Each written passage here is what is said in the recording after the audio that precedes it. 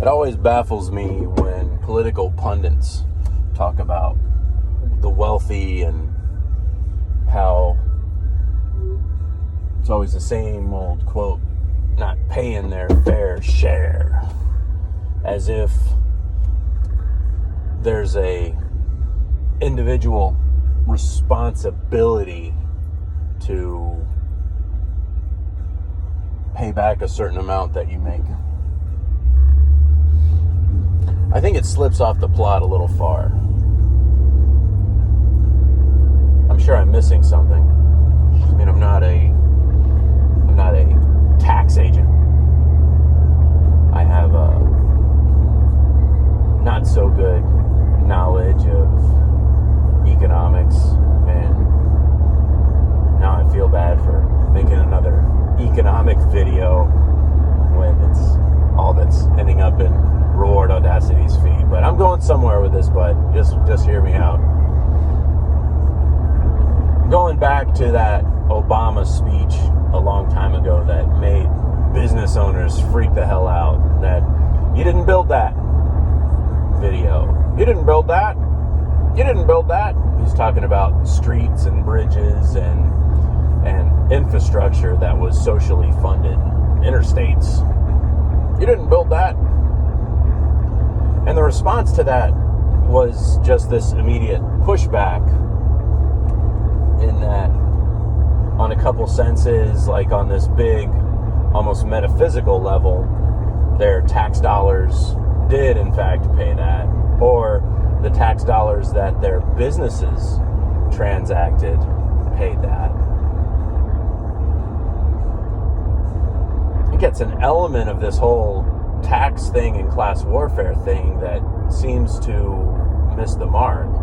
There's a portion of this that facilitates like state taxation, employment, and individual income taxation,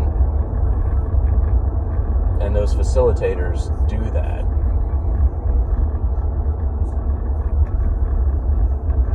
I think it's dangerous and too simplified to just declare that the reason Jeff Bezos is a billionaire is because he didn't pay his fair share or doesn't pay his fair share. To invest in properties and have the purchase be a tax write-off, and then have their depreciated value be a tax write-off, whereas to have their appreciated value be the means that you can take a loan only to pay it back to yourself, and then have a depreciated tax write-off only to pay no taxes.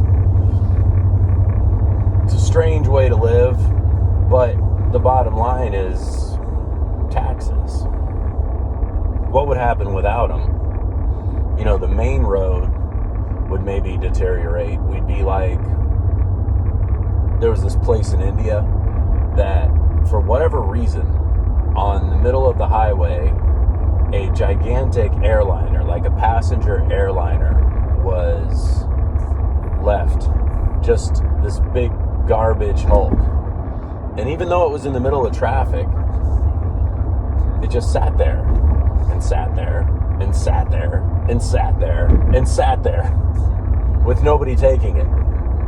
Wasn't anybody's responsibility, wasn't anybody's fault. Nobody could do anything. There wasn't some sort of a force, authority making someone do that. Now this road that I'm driving on my way to work, what paid for it? I mean, everything's in debt, so essentially nothing paid for it. It was sentiment. I value it without actually valuing it. If this road were worse, if there weren't traffic control devices on the way, it would take me much longer to get to where I'm going. It'd be much more inconvenient, and I may not be more effective.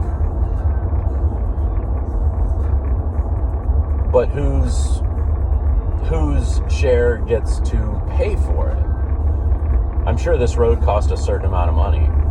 I'm sure these traffic lights cost a certain amount of money. I'm sure the vehicles that are around me that have a certain standard of safety and equipment cost a certain amount of money. Is the woes of the world that a billionaire's company, instead of only paying $16 million in taxes, should be paying $80 million in taxes because of the percentage of feeling it or because they can afford it? It's an interesting disproportionate scale. Meanwhile, in my experience on the bottom end, people are not good stewards of money that they don't correctly value. So when AOC says what she says about a helicopter pad in earshot of people that are living under the poverty line, maybe she correctly values the care and welfare of those impoverished people, but I'm not sure, based on what she says, that she comprehends the value of what got that helicopter in the air in the first place. The system hasn't been tested. And that, my friends, is the failure of socialism, and it's the failure of communism.